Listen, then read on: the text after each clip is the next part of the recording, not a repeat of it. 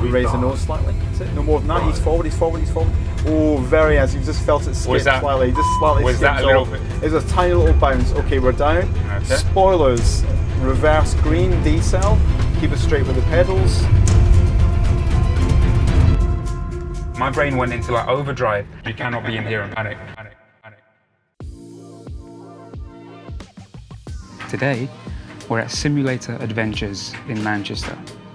The only full motion 6-axis simulator I could find that just, ordinary people can come and use. And I had to come and check it out for myself. And this place is amazing. Like, every detail is aviation themed.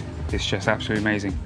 So what we're gonna do, we're gonna go for a flight. I'm gonna see if the skills I learn at home in my sim will translate in a sim like this. And a sim like this basically feels like you're in the real A320. You feel every movement, every bump from the taxiway to turbulence to landing. It's exactly what you'd feel in the real plane. So the question is, can a flight simmer fly a real Airbus? Well, we're going to find out today. But first, coffee. Let's go.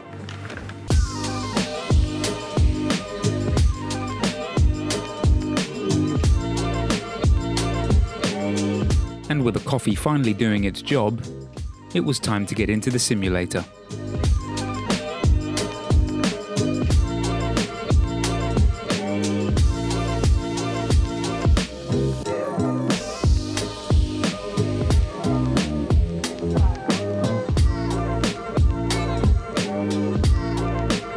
Once I was in the flight deck, I was joined by Alan, one of the co-founders of the simulator who built it alongside his twin brother.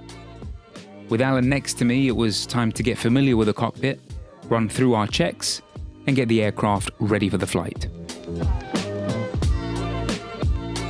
Hey guys, here we are. We're in the flight deck here with Alan. You're going to learn much more about him as we fly, as we cruise. Being in a flight deck like this feels completely different. So we're just going to see if that knowledge kind of translates, or if I'm going to have no clue what's happening. We'll find out, right? We'll find out as we go along.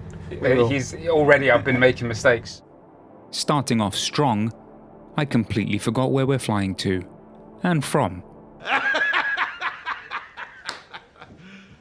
You serious? Where are we flying from?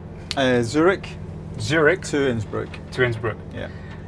We had to do Innsbruck because it's Innsbruck, right? So we're going to be heading for runway 28, which is this one here. So we're going to push back, swing the nose left, and we'll be taxiing via taxiway Foxtrot Alpha down to the threshold for 28. Taking off in a westerly direction, and I think it's a left turn. I'll check the flight plan. Pretty much overhead the airfield, and then more or less a straight line towards the start of the approach at Innsbruck. Yeah. So I'm setting up. Yeah, so we're going to start by doing the overhead panel. So now in the real world, you would split the duties about who does what. But let's assume that we've pretty much got everything set, as in switch wise on the bottom here. We're going to go through the top stuff, and we run up the panel like this. We started with the basics, getting the crew supply and ground control set up, running the CVR test, and getting the ADIRs aligned. It's so weird even looking up. Yeah. I don't have my mouse to scroll up to the screen. It is. We've got 7 minutes for the RS We've got 7 line. minutes for the RS line. No, so then we come to the middle panel here. Arming the emergency exit lights and turning on the seatbelt signs. Assuming obviously we are fully fueled. Yeah, so we're ready for the fuels on board already. We can start the APU. We've got to make sure the batteries are on for this though, because the start of the APU comes off the battery circuit. So if it doesn't start and you get a start fault, just check the batteries are on. So master switch is to come on, and then you can wait 3 seconds and then press the start button. Navigation lights are on system 1 or system 2, so that's okay. You'll be coming up the panel, make sure there's no odd lights on. The air conditioning lights are showing false because there's no air going through the aircon at the minute. But once the AP is up and running, we can open the AP blade valve and that'll get rid of those. Fault lights in the generators, which makes sense because the engine's not running. Fuel pumps to come on, so what you wear across the fuel pumps. Okay, now bob on. And they're on it, the alarm's going to go off. Have a look at the TV set, check down here for engine 1 fire, 2, engine 2 fire checks, and engine 2 fire light. again, I just had to tell Alan that it feels crazy to have buttons and not have to scroll my mouse all the time. You've got familiarity with everything, but then you don't because you're not sat in the cockpit. You know, you're not scrolling with the mouse. Do you remember last time I came here? You told we had a little test flight, and you told me to put the gears up. And I was you're looking down here for the gear lever. My little gear lever's here on my desk. It's on your. Is it Thrustmaster? Yeah. Next, it was time to get the MCDU set up, loading in our route and getting the aircraft's flight plan ready to go. This is the part where I was hoping all those hours staring at a screen at home would finally pay off. Flight number, obviously anything you want. FD, flight director. Let's do it. 007, FD 007, so that's quite 7, excellent. James Bond today. James Bond for a day, lovely. Cost index, it says 6 on there, so just put 6 in. And it's saying flight level 150, that's a little bit low, we could probably go a little bit higher than that. We'll see, let's just leave it at 150 for the moment, so put in 150. And then we take the fuel load we know is 6.4 tons, and we need off the flight plan a minimum of 4.9, so we've got 6.4, so put in 6.4. And that gives us a takeoff mass of 60.2 tons. We're going off on a Deges 3 Whiskey departure. Pop it into the VIA box. Hopefully it has its worked out its stuff, which is correct. Okay, so far I've put everything in that needs to go in apart from the takeoff weight. Now the takeoff weight we said was 60.2. 60.2. Yeah, and then it's going to come up with some speeds. With our route in, we could work out our takeoff performance. And for this particular flight, we were going with flaps 1, a flex temperature of 63 degrees, and our takeoff speeds were V1 and rotate at 140 knots, and V2 at 142. So now you're just waiting for the engineers to come in, so they'll come in, you sign for the airplane, they're messing around downstairs. So they just say, look, we're just going to finishing some work on the avionics bay, we're closing that shortly. And the dispatcher comes in and he will say, or she'll say, okay, that's all the passengers on board. We're just loading up the last of the bags and you're good to go. And finally the cabin crew come in and say, boarding is complete. Happy for us to close the doors? yep, okay, we're happy to close. Let's pick up your checklist. My checklist. The amazing flight director checklist, which is... If you want this, you can get it for free in my link tree, in the link in my bio, by the way, guys. Gear pins and covers. Been removed? Yeah, fuel quantity, so 4.9 required. We've got 6.4 in the tanks, 6.4. yeah. Okay, seat belts. On. ADIRs. All set to nav. Yep, barrow ref, so the QNH is 1017. That gives me 1420 feet. 1420 and as well. 1420 on that there one as well. And just like that, we're finally clear to push and start. We can all go on. Commencing the push.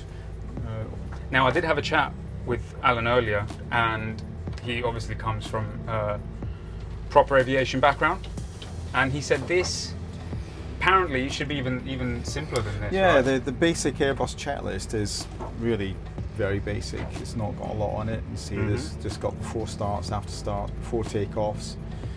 No climb crew center approach checks. So it's just got before takeoff and landing checks. So that's this raw. It's crazy checklist. So I might do a version of that as well. Which is the one we used to use in Thomas Cook. Which is yeah. Okay, makes sense. Now, I'm used to starting with engine number 2. But depending on the aircraft and its configuration, the start sequence can be different. So today, we started with engine number 1. Okay, so they say pushback complete, please set the parking brake. And you wait for this to say available. Push it forward. 2. Yeah. There's no height restrictions that are holding us down on this departure, so we can climb straight up to flight level 150. 15,000, that's a low cruise, isn't it? It is, it's not that far. Arm the spoilers, reset the rudder trim, we're going to set the flaps to 1. We'll set the trim for takeoff, check the status on here as normal, put some auto brakes on. This one I realised when my rudder pedals at home suck. Yeah, they always pull to one side. Oh, do they? Yeah. It's so annoying. Time for our flight control checks. Okay, full left, neutral, full right, neutral, full down, neutral, full up, neutral, full left, neutral, and then full right, neutral. Now, we only have to check the rudders once because they're interconnected, and I just do my checks silently, so I would just do those as we taxi. After start checks, anti-ice. It's not. Not required. ECAM status. Now I pressed it before, So I would say checked. Pitch trim. Pitch trim. Pitch I need trim. to fix Yeah, that. that's the typo. That's the typo. Okay, so pitch trim. Okay, so we're going to you set said this. that earlier. So yeah, so we set it. I do it as a part after start. So about 24 on there. So about 1.2 up. Cool. 3. And rudder trim. Is neutral. That's it. So after start checks complete. So taxi checks. These can be done on the taxi out. Okay. So we'll do those on the taxi. That's what I was thinking. Yeah. So we're going to set off. And I feel so crazy to be part of an actual operation where I'm not just on my own. Does You've got buses. yeah. These vehicles don't stop, by the way. They just drive through you. Oh yeah, I'm used to that. Don't worry. Okay, so check the brakes. Work by rocking your toes forward. Lovely. And then you're going to take yourself using the nose wheel steering. Now remember, there's a delay between you moving that and the nose wheel responding. It's only slight. Set some input. Wait for it to catch up. Keep the control inputs to less than 30 degrees. Top tip, it's much easier to steer with the ground speed low. So you find yourself starting to zigzag a bit, just slow it down and go back to using small inputs on the nose wheel steering. Do you normally use a figure like in terms of speed for taxi, so or you play on by the ear? apron, no faster than 15 knots. Okay. Once you're off the main apron and you're on a long bit of taxiway, you can go up to 30 knots in a straight line. The other caveat is going around corners 10 knots, especially tight turns. Okay. The nose wheel is quite small; it can easily lose grip. Okay. So I'm going to give you the taxi instructions. So we're I'm going to follow you. Turning to the right onto taxiway Foxtrot here. Try not to wiggle it. Oh, okay. You're just finding your feet with how much you have to put in. Okay. Yeah, I see what you mean. Yeah. Just waiting for the aircraft to catch up. That's right? it. Yeah, you're going to set it, let it catch up, and then slowly bring it back towards neutral. Okay, brilliant. Cabin's ready. I forgot to put the airport diagram on my iPad. Yeah. It's fine. I'm just gonna go straight and wait for instructions. Turn right, and the nose wheel's behind us, so you're over in the line a little bit, which is correct. And just keep it coming around to the right. If a pilot ever fainted during taxi, at least I can taxi. You can. Don't worry about the rest of the flight. Yeah. Start with small steps. Small steps, yeah. Small medical emergencies. Every flight simmer's dream Is to be sitting at the back and to hear, does anyone know how to fly a plane? With that sim, obviously you can use the radio. So as long as you know how to use the radio and put a headset on, you could speak to somebody and hopefully get some help if that ever did happen. Yeah. It's one thing flying at home in a sim. It's another thing doing that and the radios, which does give you an element of realism. But then adding in the real world, congested traffic, weather, that sort of situation with maybe some technical defects.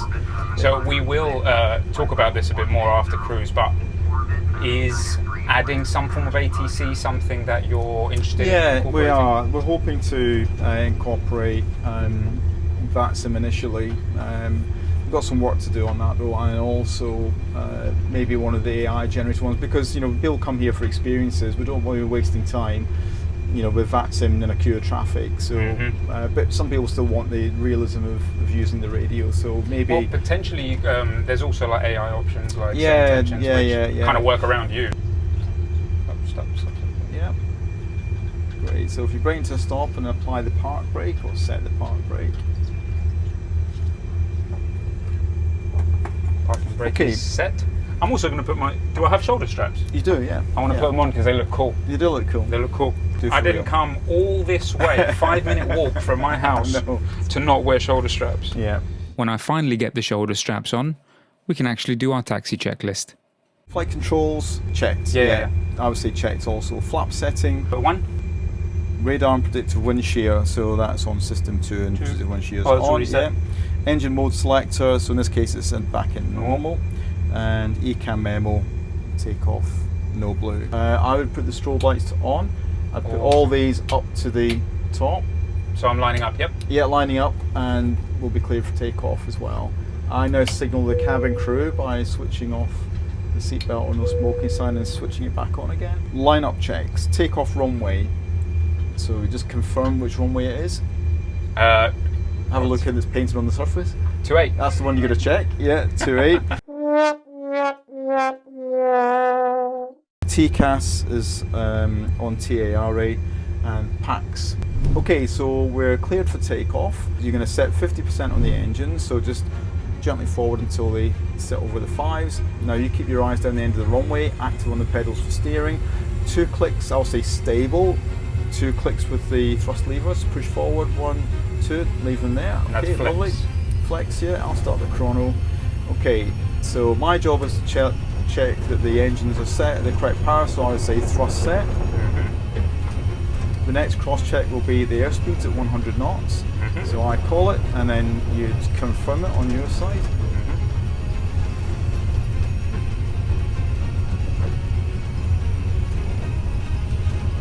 Okay, 100 knots. Check.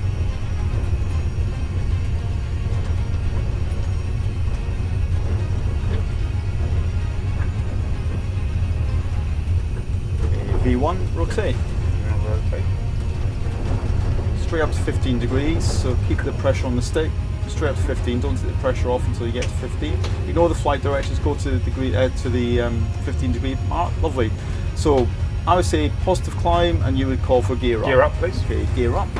Okay, so now you can follow the green lines, and you're going to get a climb command on the, engine power reduction command on the auto thrust flight mode just in a second. Okay, so accurate flying on the flight director, lovely. So leave a climb. Power back, so just a good bit of airmanship is just to start the nose coming down as you do that, to stop the speed from decaying. Yep.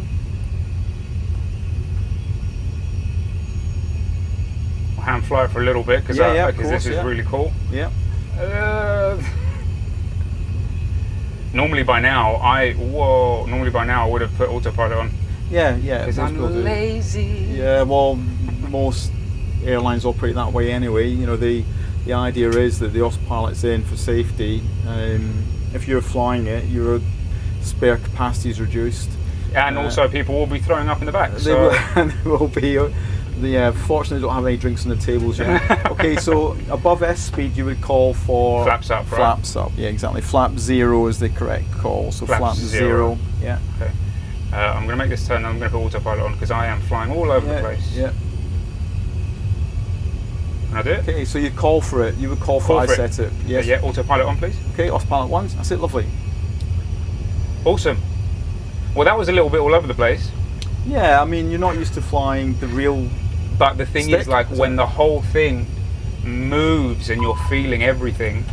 Okay, my bad. So this is what happens when you get distracted. Air packs aren't on, so it's not pressurizing, so it warns you anyway. So I would put that one on. Normally at power reduction, I'd put one pack on, and then you wait 30 seconds to put the other pack on. We're going to pull for standard.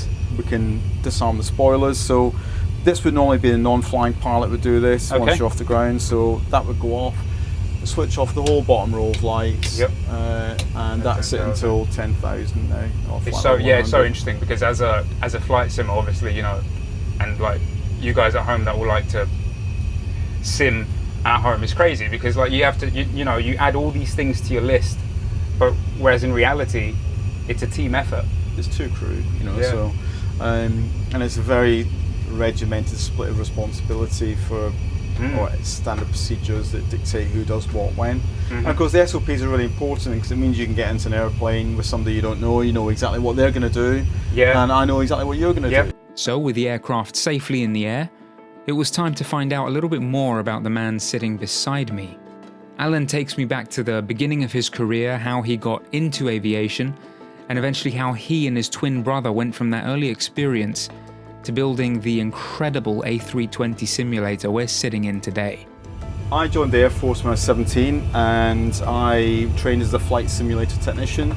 Worked on flight sims for a number of years. Ended up retraining as an air radar operator, so I was flying on Nimrods as an air radar guy down the back, which was really cool actually because I had a private pilot's license when I was 18.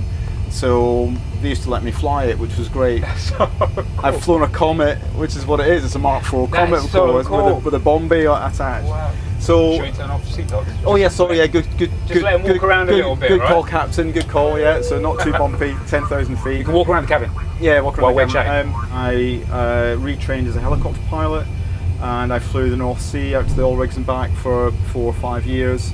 And then I retrained or added fixed wing commercial licenses to my license, and I got my first fixed wing job off of helicopters on the Boeing 757 with Air Tours, and then was type rated on the 767, and then lastly on to the 321. But the airline went through a number of name changes. It went from Air to My Travel, and then to Thomas Cook.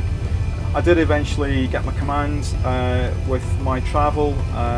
Then a medical problem saw me leaving the airline for 5 years, and in that interim period of when I wasn't flying, I was driving trams in Manchester, and then I did get back. My medical was reinstated. I did go back flying again, but I moved to the right-hand seat initially on the Airbus. And so then, I have to ask. Yeah. You've flown for quite a while. You've flown Yeah. rotary and fixed wing. Yeah. Do you have a preference?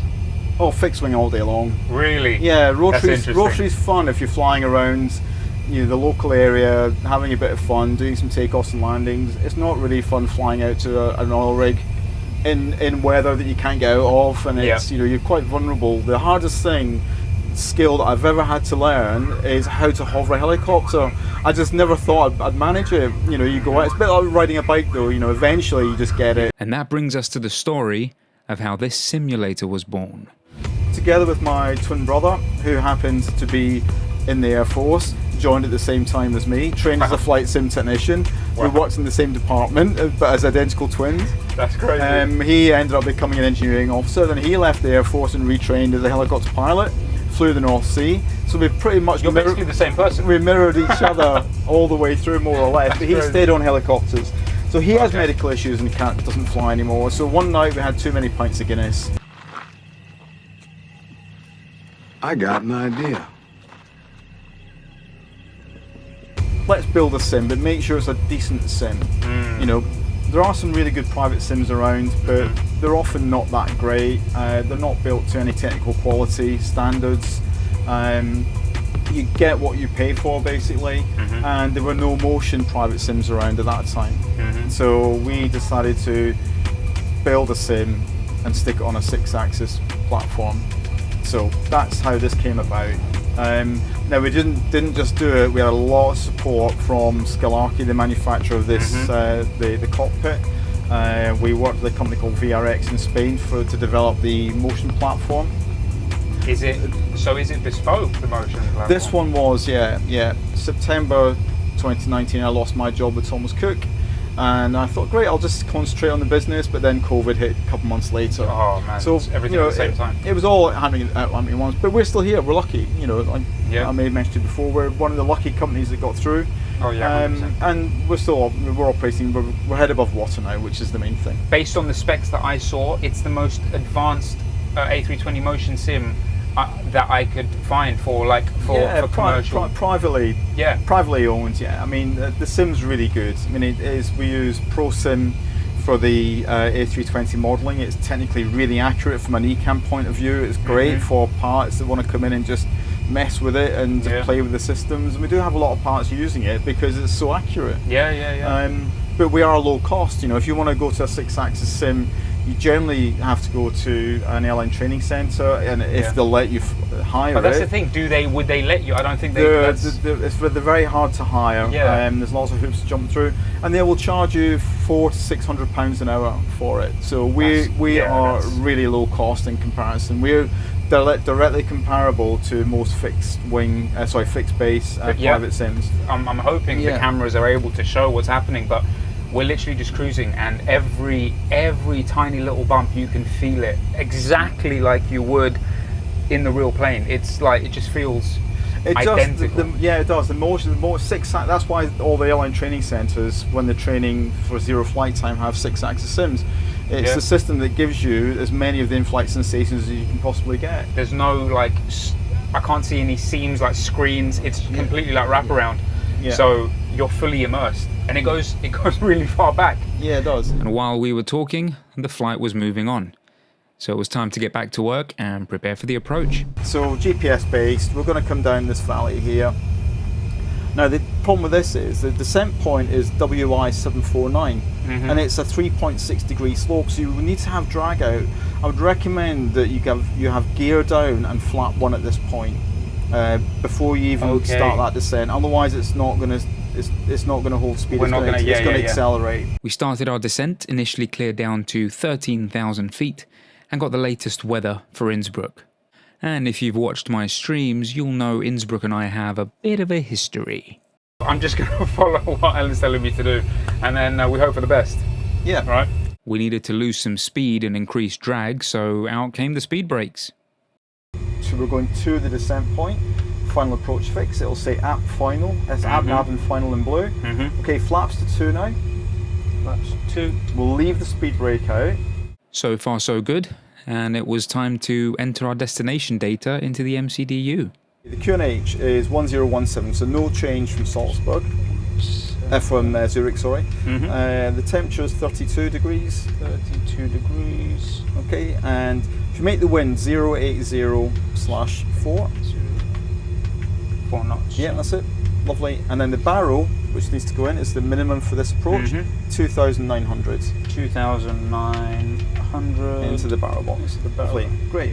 Okay, we're about to pass 10,000 feet. Sit the passengers back down. Make sure they're all queuing at the toilet and try and force them to sit back down again. Go sit down. Hi, excuse me. Yeah. Yeah. I need you to take your seat. The fasten seatbelt sign is on. Put the lights on, so I'll do the lights. Okay. The SOPs say you could do them, I could do them, whatever, but it depends on the airline. And I do a PA to the cabin crew, 10 minutes to landing. That would be normally done by the non-flying pilot. Well, the non-flying pilot would be calling the agent, and you'd be reading off your flight plan here. Okay, we're estimating landing at 1334. We've got 180 passengers, 2 tons of tulips or whatever we've got on board, and 2 wheelchair passengers or whatever. So we're going to push this in now and set 1017. That would be part of the approach checks, which we don't normally have on the Airbus checklist, but you've got some. So barra ref, this is what we call it. Okay, Course, so yeah. So barra ref, Actually set. yeah. I would say set. Seat belts On. minimums. So yeah, set. Okay, 2,900. yeah. Auto brake. So it's going to be medium auto brake for Medium, here. Yeah. Engine mode mode selector would be normal. Okay, so that's interesting for you guys to know as well. The checklist that I normally use has an approach checklist and a landing checklist, which a lot of flight simmers use. But based on the official Airbus one that Alan's been using for years, there's actually no approach checklist. But airlines will generally pad this out with their own stuff, especially if they're a Boeing operator moving to Airbus. They don't like this because it's not got enough things in it. Yes. So they'll often Boeing, if they're not doing anything for more than 30 seconds, they feel like something's going wrong. They always need to be fiddling with something. But this is the one that we used to use. It's the one that comes with the airplane. It's on when you buy the airplane. Can't go wrong with that. So this is the approved Airbus checklist. But you can add stuff to it. I think there's a danger of overdoing it though, because the whole point of the Airbus design is that it simplifies stuff and frees up thinking time, and it's simpler to operate. If you start padding it out with too much stuff, there's a danger you could say, well, actually, it's now too complicated, and that's a distraction in itself. Yeah. So you need to find a sort of halfway point, really. It's good to know for people out there that are obsessed with checklists. Actually, the checklist is designed to be relatively simple. Yeah. And here we are making it's how the aircraft's things complicated designed for ourselves. Yeah. Gear down can vary. It could be a height. It could be a distance. It's usually taken down about 6 miles, 5 miles, or 4 miles, depending on the airline. I'll give you one guess who takes the gear at 4 miles. Any airlines you might think might take the gear down at 4 rather than Ryanair.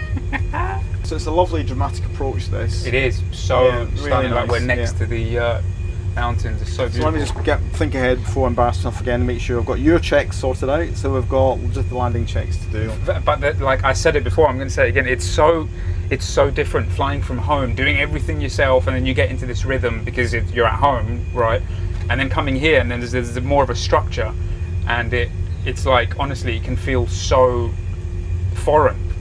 It does. So familiar, but so foreign at the same time. That's it's it. really, That's exactly it. Really interesting. Exactly it.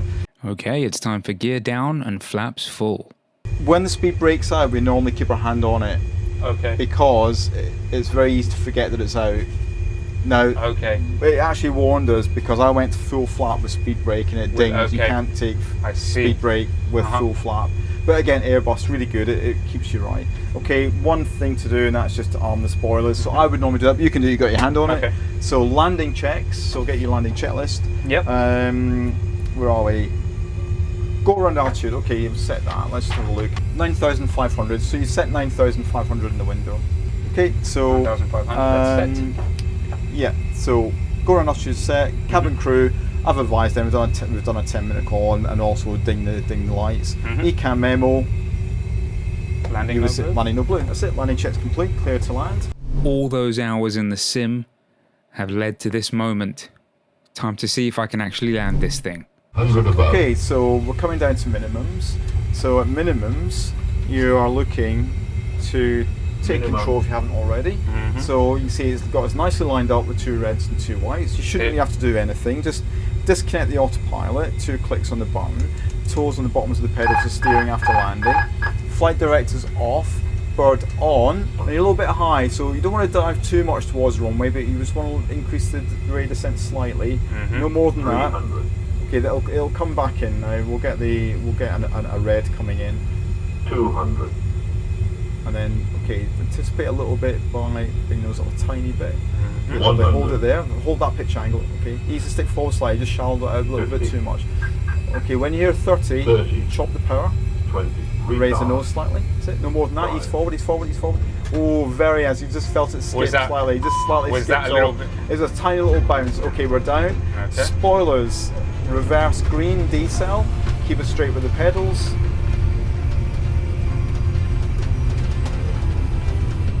Okay, 70 knots. You can go to reverse idle. So normally you just bring them forward until the idle and then cancel them, but that's fine. That's fine. Okay, lovely. Sure. And then manual braking when you're ready. So either you move the thrust levers or touch the brakes. Squeeze the brakes, slows right down. You're going to be turning to the right using the tiller. Well done. And then wow, that was. Whew. Your landing was good. Just over pitched it very slightly. So we just touched and came back off again. It was a gentle. Oh, so that was a proper bounce. It wasn't a real bounce. It was a skip. I would call it a skip. Okay. We felt the wheels touch. It wasn't a bounce. The wheels touched, and you just had the nose up a little bit too high. That's all, and it just came off. We only went to 2 feet, I think it was, and then back down again. Do you know why? Because flight simmers, we somehow are obsessed with like landing rate and getting the smoothest. Yeah, I get that. I get that. And in reality, the handbook, Boeing and Airbus both say this. I know what you're going to say, and I agree with it 100%. Go on. It says aim for a positive touchdown. Yeah. You do not butter it on. You don't want to butter it on a wet and wild, windy, wet runway, short runway with a strong crosswind. You need to get it on the ground and make sure the stopping devices activate. You want for any rubber to break through any surface water tension, so the anti-skid works. The brakes come on and the spoilers pop up. If you don't get any of those, you're in trouble. Yeah. Potentially in trouble. Yeah. Okay, so while it's nice to get, if you've got a nice long runway, it's good to get a nice smooth touchdown. The book says aim for a positive touchdown. It's just the correct technique. That was my excuse anyway when I flew, because that basically covered me for all eventualities of my terrible landings, which were always fun. Okay, so I'll do the after landing. So I would have done the lights and stuff. Okay, so just bring it to the right, find a parking spot anywhere you want, basically. Good. I'm going to start the APU. That's the one thing we haven't done. Yeah, that's what I forgot to do. Sorry. Yeah, so the non-flying pilot would do this. That's what I was meaning. We stop here. Yeah, we stop there. So part brake to set. So you'd have a marshaller normally. Welcome to Innsbruck. We made it. We're alive. We are alive. That wasn't terrible, was it? It wasn't too. No, it was good. It was good. No, it was good. That was. Anyway. No, you can give yourself a pat on the back for that. Okay, APU is available, so now we can shut the engines down. Check the engines are shutting down. So some airlines will wait until below 10% to do the seat belts and let the ground crew in, but some airlines will just straight away, as soon as the engines are off, will do seat belts first. And that's it. We made it. It's time to shut everything down and call it a day. Congratulations on your successful flight into Innsbruck. Well, RNAV to 08. It was actually right. It was good. It was good. Well, I learned a lot about you and the sim, which is amazing. It's such an amazing experience. Like, I'm going to have all the links and everything, all the information in the description below. But definitely, you guys need to come here. You need to meet Alan. This is such an amazing experience. Thank you for having me. It was a pleasure. It was great. Absolute pleasure. Yeah. And I mean, kind of fly sim fly a real Airbus. Well, kind of. I think is what the answer would be. There's so many things that feel so real in here that even if you have a good setup at home, I don't know, having all the motion and actually feeling physically the effect of your actions and your inputs, there's something about it that just it feels 100% realistic in here. It's something you guys have to experience for yourselves. The number of takeoffs equal the number of landings, so that's good. So one takeoff, Yeah, one landing. yeah, exactly. Yeah, no one's thrown up in the back either. Yeah. So Summarise that by saying disappointingly good. disappointingly good. Yeah. I didn't know that was a thing. Oh. No, it did really well. I mean, your flying's nice, and you didn't float down the runway too far. So at these sort of runways, you don't want to be floating down. No, of course. So there we have it. A full flight in an A320 simulator, and somehow we made it to the other end in one piece. Huge thanks to Alan for letting me get behind the controls and showing me how this incredible simulator came together. And honestly, I don't think this is going to be the last time I do this. If you enjoyed the video, subscribe to the channel. There's plenty more flying to come. Until next time, fly safe, and I'll see you in the next one.